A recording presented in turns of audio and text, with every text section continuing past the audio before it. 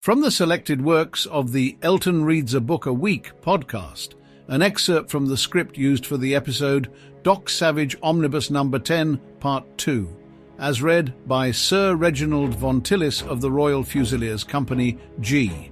So, Doc is pinned down in the girl's apartment in a completely unsexual way.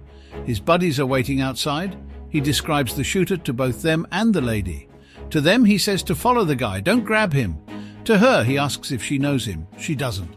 Then, Doc does what anyone would do in this situation. He starts masturbating. Yep, while lying underneath the window, shots pinging off the light fixtures, he starts furiously masturbating. Para Summers is shocked. "What the fuck are you doing?" she screams from across the room. "It's how I deal with scary situations. I'm sorry, I can't help it. Don't worry, I never come," he said over the sound of shots slamming into the plaster walls across from him.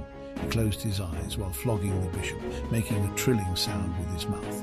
He starts to cry. "I am so sorry." Though what a bizarre turn that would have been, right? The real book and real story doesn't resolve this scene. It jumps to Doc's crew picking up the shooter's tail. I found that this happens a lot in these stories, just cutting from one scene to another without leaving the reader to work it out. Unfortunately, that's all I have time to read now. I'm long overdue for dealing with the nasty aftermath of a breakfast burrito I haphazardly threw together from table scraps. And while I will undoubtedly be voiding my bowels in a manner so painful, Jesus Christ will go deaf from the sheer volume with which I scream his name. You can listen to the rest of the episode, from which I read, simply by searching for Elton Reads a Book a Week, wherever you get podcasts from.